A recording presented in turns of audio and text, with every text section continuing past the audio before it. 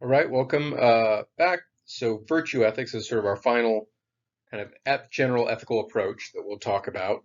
It dates back to Aristotle, right back to the times of ancient Greece, and it's become increasingly popular lately as it seems to um, handle some cases better than utilitarianism or deontology. So, you'll recall that utilitarians, initial thing we asked about utilitarians is like, what are the things that are good and bad? And utilitarians give the answer actions, right? Actions are the things that we sort of rate for goodness and badness.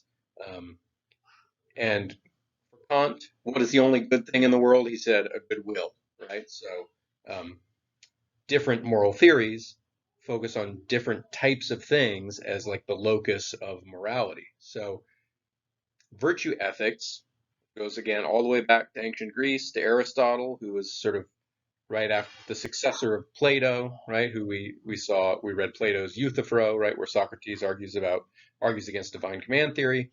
So not too long after Plato, you had Aristotle who developed virtue ethics, and virtue ethics roughly says what sorts of things are good. It's not actions per se, right? It's not the will per se. It's people. There's good people out there, right? And so if you want to do good stuff, a good action is the sort of action a good person would do, right? That's sort of one way to think about it. Maybe an expert in virtue ethics might say that's not quite right, but that's roughly a good way to get into it, right? Sort of we're focusing on people and what makes a good person a good, right? Aristotle said it's having certain virtues, right? So there's certain virtues that people can have, and those are the things that make you good. So Elizabeth Anscombe, who we saw earlier in the deontology, you'll recall that she protested Harry Truman coming to Oxford and getting his honorary degree because of us dropping the bomb, right? And she was sort of, I think we sort of characterized her as a sort of deontologist, but really she ultimately became more of a virtue ethicist, right? She thought that if we returned more to virtue ethics, we could fix some of the problems and contradictions that utilitarianism and deontology fall in. So again, if people are the things that are good and bad, and what makes you good or bad, or what makes you good is having certain virtues, and what would make you bad is having certain vices, what is a virtue, right? So Aristotle defines a virtue as a trait of character manifested in habitual action, right? So the habitual part is important. Um, just telling the truth once in a while or when it's convenient doesn't make you an honest person, right? Um, to possess the virtue of honesty, right? Telling the truth has to be your default. It has to be a habit for you, ingrained. Um, Now there can be bad habits, right? And the bad habits are vices, right? So um, most people would say, right, shooting up heroin daily would be a vice, right? Or lying constantly, being a compulsive liar. That's a vice. It's sort of habit, right? If you're a compulsive liar, you sort of default to lying instead of telling the truth, and most people think of that as a vice, right? Um, okay, but how do we know? Like, is there some criterion where we can distinguish the virtues from the vices? How do we know when our habits are the good ones and not the bad ones? One way would be to think about how it affects other people, right? And not, the utilitarian would think about how it affects other people in terms of like pleasure and pain, right? But Aristotle thinks about it slightly differently. Um, he says, well, other people are going to be attracted to virtues and repelled by vices on the whole, right? Some people have little pathological quirks where they're sort of attracted to people that are kind of with vices or whatever. But in general, right, um, people want to be near the virtues, they like them, they avoid people with the vices, right? Now it's going to be depend on the situation, right? Which particular virtue is relevant, right? But so say I'm looking for an auto mechanic, right?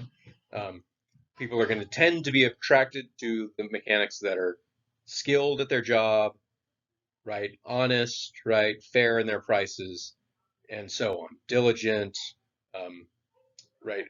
Timely, all those stuff, right? Uh, the stuff that makes you a good mechanic, that makes people want to come to a mechanic, those are virtues, right? If I'm looking, right, if I want signing up for courses and I'm sort of perusing the professors and wondering, well, which class should I take? Well, sometimes if you have a choice, you'll want to take one with a professor or a teacher that's sort of patient, knows the material, is articulate, can express it, right, is sort of kind and patient with their students and not sort of mean, and so on, right? And you can think of a lot of general virtues for people in general that will attract people and the vices that will sort of repel them, right? So um, it's one way of distinguishing them, right? And it's kind of a novel way that we haven't seen yet. What are the virtues? Here's sort of a partial list, right? Benevolence, civility, compassion, conscientiousness, cooperativeness, courage, fairness. I won't read the whole list, right? You can look through it on the lecture slides, but these all seem plausible enough, right, as things that we would consider virtues. Another way to think about the virtues, according to Aristotle, is that they're always going to exist on a continuum between two extremes, right? So take the virtue of courage. Courage is a virtue. There's a difference between being courageous and being foolish, right? So say courage in battle, right? Um, Being courageous in battle is not just to run at the enemy without any armor or any training and just get yourself killed instantly, right? That's just foolishness. That's just stupidity, right? Now, right, fleeing from the enemy and protecting your own life at all costs, right? That's cowardice, right? So you've got a continuum of like just running straight towards the enemy, like running directly away from the enemy, and somewhere in the middle, right, where at the right time and in the right conditions you engage the enemy. Um, that is courage, right? So um, that makes sense, right? You could think of other, try to think of some of these continua on your own, right? You've got generosity or something like that, which would be somewhere in between stinginess and just being a spendthrift, right? Where you just blow all your money instantly, right? That's not necessarily being um, generous, right? Because then you'd have nothing left to give people. So that probably is somewhere in the middle of a golden mean and so on, right?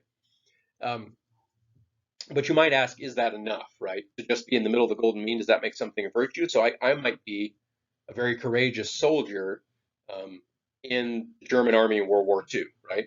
Um, does that sound right? Right? Were Nazis courageous? You might say yeah, right? Or you might say no. In order to be courageous, it also has to be exhibited in the service of a good cause, right? So to exhibit a virtue, that virtue has to be directed to something good. You remember that Kant said the one reason.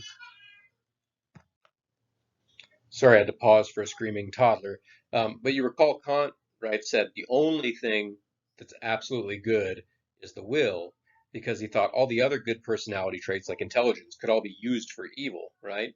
Um, so Aristotle, it's not clear that he has a way out of that, right? Because if you want to say, okay, it's only courage if it's used for a good cause, then you need to define good independently of the virtues. But he's trying to define goodness in terms of the virtues, right?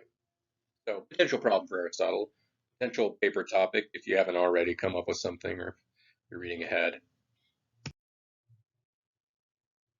So as I said, right, generosity leans on this in the golden mean between stinginess and extravagance, right? You want to give of yourself and your resources when it's appropriate, but if you do it too much, it's all gone, right? Um, Notice this is fairly different from like, some Christian ethics, right? The biblical Jesus seemed to um, right, propose a much more extreme version of generosity, right? He said you should basically have no money and give everything away, right? Um, Aristotle would probably call that extravagance and would not necessarily call Jesus a virtuous person, right? According to Aristotle. Um, Jesus maybe would be more similar to the utilitarians in that way, right? Because it seemed like utilitarianism entails that you have to give away all your stuff until you're as poor as the poorest person. Um, Now, I think Aristotle's approach lines up more with how we actually live, right? Um, I think in your everyday life, it's hard to find a person that actually wants to give away everything they've got until they're the poorest person, right?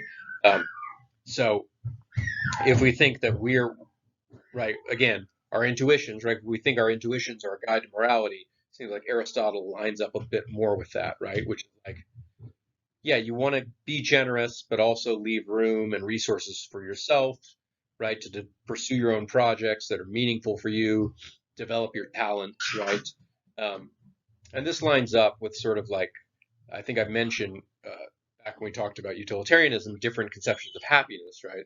And for Aristotle, happiness, eudaimonia in the Greek, um, you might translate roughly as thriving, right? Just sort of like uh, being the best you, whatever that is, whatever your sort of whatever given talents and interests you have, right? Developing those, right? So it seems like maybe virtue ethics leaves room for that sort of thing and encourages it, whereas like utilitarianism seems to sort of, in some ways, stifle the particular uh, personal sort of talents and interests that you have, right, in favor of quality. Uh, Honesty, right? That is exists on a continuum, right? Uh, and it makes sense of honesty in a way that like deontology kind of was a little weird, right? So virtue ethics can make sense of why honesty is good, but sometimes it's better to lie. Again, because there's this continuum, right? So uh, there's being deceptive or a liar, but there's also being like a little too open, right? A little too honest. That's not strictly speaking honesty. Again, it's a kind of foolishness to just say whatever, right, you think all the time. Um, Obviously, you're not going to go around tricking people for personal gain, right? But also, like, right, your friend walks in this little green outfit, right, and says, "How do I look?" Right? I just bought this. It's really expensive. Um, well, if you're right, a tactful, an honest but tactful person, right, you're not going to say you look like a fool. Um, Maybe you would say something like, "Well, yeah, it's pretty cool, but for the club tonight, you might want to be able to hold your drink or something," right? Right? But you don't just say what you're thinking, which is like, "My God, this is ridiculous." Should you really tell, right? Your child brings their drawing home from school, and they say, "Mommy, do you like this? Right? Isn't it great?" And you say, and you're thinking, well, for a kid, it's fine. That's not exactly great art, right? But no, you tell your kid, "Oh my God, it's wonderful," right? Um, And so is that a form of lying? Kind of, a little bit, right? But it's an okay kind of lying. And our classic example when we're talking about deontology, should you tell the Nazis where your Jewish friend is, right? Maybe honesty says, well, in that situation, right, you don't tell the truth to the Nazis, right? So again, if the virtues are on a golden mean, then maybe honesty is somewhere in the middle, right? And it allows for a little bit of lying. That would, I think, also match our intuitions about everyday morality. Virtue ethics can also, like the care ethics, right, make sense but in a slightly different way, make sense of why we feel we have more duties to our friends and to our family than to strangers on other sides of the world. Now, according to virtue ethics, both are important, but they're different kinds of virtues, right? Utilitarianism kind of conflates these sort of benevolence or beneficence and sort of applies it equally to everyone, right? Whereas Aristotle would say, look, there is a virtue of general beneficence, right? You should be kind and think about everyone, right? And do what you can to help the world. But there's another kind of virtue that's specific to your close relationships with your friends and family, right? So each virtue is going to operate in different ways. And just naturally, the demands of, right, devotion to friends and family are going to be greater, right, than the demands of general beneficence, right, due to the nature of those kinds of virtues. Right. So as I noted before, Aristotle does think we're shooting for happiness, right? But it's not the pain pleasure kind of happiness. It's this flourishing or thriving, exercising your capacities, and having all these various virtues help you to do this, right? Uh, Being courageous doesn't just help you in war, right? If you're an artist, it helps you get out there and talk to people and get right shows, exhibitions, and so forth, right? And courses like this, a little courage helps you speak up, right, and stand out, get good recommendations from professors, and so on. So there's a deep connection between the virtues and Aristotle's um, conception of happiness as well. Uh, so are the virtues the same for everyone, right? do all humans have the same set of virtues, right? If you want to say that morality is the same for everyone, then you might want to say that virtues are the same for everyone. Um, some people denied that. Nietzsche, who we don't cover, I've thought about covering Nietzsche's approach to morality in an ethics course. It's very radically different, but in any sense, right? I can't get into it, but he didn't think there was any single set of virtues that applied to everyone, right? And in a there is definitely a sense in which this is true. So the virtues of a carpenter, what makes a carpenter a good carpenter may be different than those qualities that make a good teacher, right? Um, and the virtues of an ancient Greek will probably differ for those of a modern American, right? Because like to be an ancient Greek, you probably need to be better at farming, right? There's all kinds of they're in a different situation, require different virtues, right? But Aristotle does think, right, unlike Nietzsche, that there are some virtues appropriate to all humans, right? Things like honesty, right? Humans are social creatures. All humans need friends. They need to enter into bargains and contracts and be able to trust each other. Um, so honesty is necessary, loyalty is necessary, and so on. There's definitely going to be a set of virtues. Aristotle thinks that applies to all people. And so if you think that morality is supposed to apply to all people, there is a sense in which virtue ethics captures that intuition. So some advantages of virtue ethics. Number one, moral motivation. So remember that Kant thought that morality derived entirely from rational duties, right? So he thought if you get pleasure from doing the right thing, totally irrelevant to the moral dimension of your action. And in fact, it makes it harder to like figure out if you're actually acting morally or not, if you're getting pleasure out of it, right? And his example of like, well, here's a case where we know it's morality is like someone who hates giving to charity but does it anyway or something like that. You end up with these kind of weird examples. Um, and that's pretty strange, right? So imagine a friend visits you in the hospital, and they come, and you say, "Oh, thanks so much for coming, man. It was nice. I was really bored in here. It was really good to see you." And your friend replies, "Oh, I mean, I knew it was my duty, right? I sort of deduced it rationally, and so I came out, right? It was just my duty, right?" That would feel weird to you, right?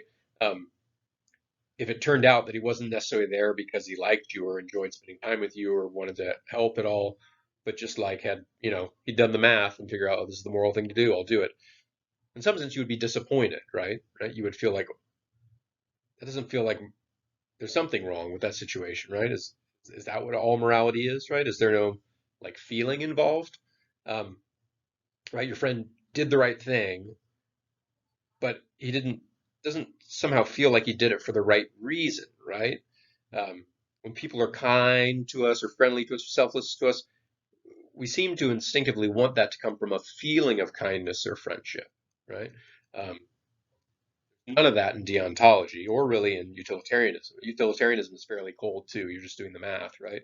Um, virtue ethics, there's a bit more of like, again, the good, right? A good person has the virtues. One of the virtues is friendliness, right? And a general warm feeling towards other humans and things like that. So it's got an account of how you do the right thing and because it comes from a source, right? There's a motivation behind it. Virtue ethics also, right, captures our intuitions about partiality. We just got this a little bit earlier, right? So it makes sense of why it's okay, and in fact, it's morally required to teach your children preferentially, right, to not pull the lever and kill your own kid to save five on the trolley problem, uh, because one of the virtues one of the parental virtues is to take a special interest in your child and treat them right with more care than other people's children. Um, there are public virtues as well, and those are going to be more impartial, right? But those are just distinct sets of virtues for the virtue ethicist.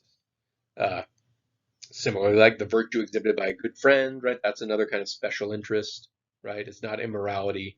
It's like appropriate to that kind of relationship and that kind of virtue. There's just different sets of virtues. So this is all great. Yeah, it does seem virtue ethics does seem to capture some of our intuitions in ways that utilitarianism and deontology didn't. Uh, But one important thing we do want from a theory that we haven't explicitly gotten from virtue ethics is like to tell us what to do in a given situation, right? Kant had, right, a procedure for figuring out right what the right thing is to do, the categorical imperative. Utilitarianism had a calculus to figure out what the right thing is to do in a given situation. Um, what about virtue ethics, right? Uh, it's a little harder to see, right? It doesn't quite make a prescription about what to do because it's not focused on actions so much, right? It's focused on people and their virtues, right? So you might say, look, that's virtue ethics just isn't that kind of theory, right? It just doesn't make predictions, doesn't tell you what to do. Talks about what it is to have a good character. Um, that's a little unsatisfying, right? Or you might think, well, there's a sense in which virtue ethics does tell us what to do. You just think about, okay, what would a virtuous person do in that situation, right? Good things or what good actions or what good people do. So your decisions, your actions flow from your character, right? So if you have a sense of like, right, what it is to have a good character and then what those sorts of people would do, then you can have some idea of what to do in a given situation. But it might strike you as still a little incomplete, right? So virtue ethics doesn't really have an answer to sort of why we should practice the virtues, right? It tells us what the virtues are, but what makes them good, right? Just because they're in the middle at the golden mean, why is that a good thing to do, right?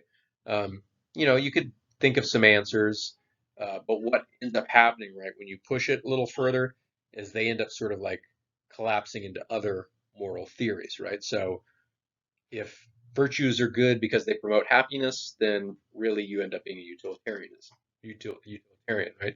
If the virtues are good because it makes society run more smoothly, well, now you're a social contract theorist, really. Um, and if you don't have some explanation of what makes the virtues good, it's can be hard to apply the theory in trickier cases, right? So, there will be cases where it's not clear what to do, and it's not even clear what the virtuous person would do, right? You might kind of have an instinct, but that's not really a theory, right? So it's not making clear predictions in all cases, and that might be a problem, right?